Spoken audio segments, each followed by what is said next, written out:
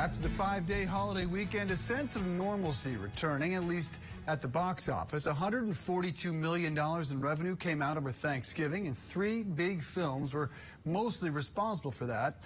A hopeful sign for the future. Speaking of, we're in the final month of the year, and there are still some big films about to be released. Shawn Robbins, chief analyst with BoxOfficePro.com, here to break it down. Good morning to you, sir. November, a pretty good month for the box office. Tell us what drove the success.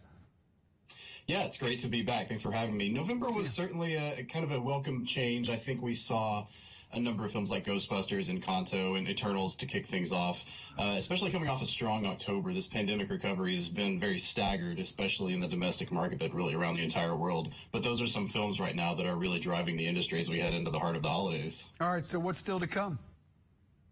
Still to come, we've got West Side Story, the next Steven Spielberg film, remake of the popular musical, of course. The biggest, everyone is talking about it right now, is Spider-Man No Way Home. It crashed ticketing sites on Monday. Every theater website was down in the wee hours of the morning.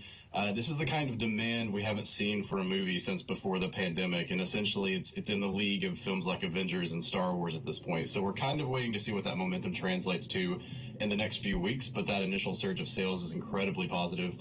We also have The Matrix Resurrections, Sing 2, The Kingsman, a handful of films coming out around Christmas time that should be really welcome for theater owners. Yeah, Spider-Man looks outstanding, but read a lot of buzz about West Side Story.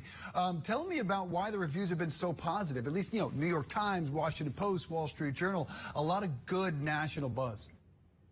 Yeah, I think obviously Spielberg is kind of the beginning factor. Anytime he's making a film, it commands attention.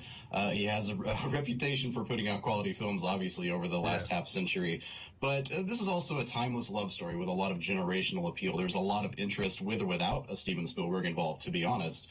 So the fact that he's involved, the fact that there are these strong reviews is just adding to the pedigree. Now, the big question is, how much of that target older audience will turn out? That's been one of the more cautious movie-going segments to return during the pandemic for a lot of obvious reasons. All right, so let's talk about some family films. I know Disney's Encanto has done very well. And then on the streaming side, we have that final Diary of a Wimpy Kid. Tell me, are people ready to come back to theaters, or are they thrilled to see Diary of a Wimpy Kid being the streaming option? I think it's both. I think Encanto showed a lot of progress for that audience, and a lot of that has been buoyed by the fact that kids 5 to 11 can now be vaccinated, something parents have been waiting on for a while. And so Disney's first theatrical movie to release really benefited from that, and I think we'll see that play out even more when Universal's Sing 2 releases close to Christmas.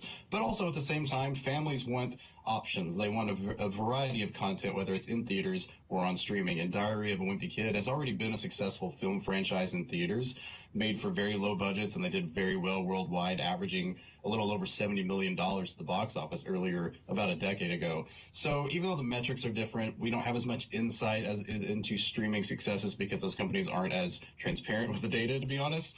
It should still be a successful run for Disney, especially on a weekend where there isn't anything new releasing in theaters. Talked to several people that it wasn't a title, wasn't even a typical actor that brought them back to the theaters, but it was a singer, Lady Gaga, that got them back there for the first time in COVID. House of Gucci, is this Oscar buzz living up to the hype? I think for a lot of people, especially Lady Gaga, Jared Leto, his performance is probably up there close to Ladies in terms of how much people come away talking about it from the movie. I think those are probably the strongest aspects in terms of what we can expect Oscar buzz-wise.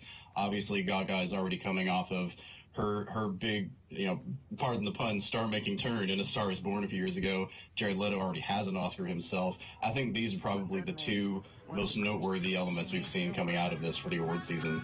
She's just freakishly talented. All right, what takes home number one this weekend? Number one this weekend should be Encanto. I think Ghostbusters Afterlife could be it could be kind of close, but these are really two family films going after somewhat similar audiences, and with nothing new in the market, they'll be there to kind of pick up the momentum until we get to new openers around Christmas. All right, for me, it's going to be Spider-Man. That'll be the first COVID times movie theater experience. Can't wait to have it. Shawn Robbins, chief analyst at BoxOfficePro.com. Good to see you, man. Have a good weekend. Thank you. You too.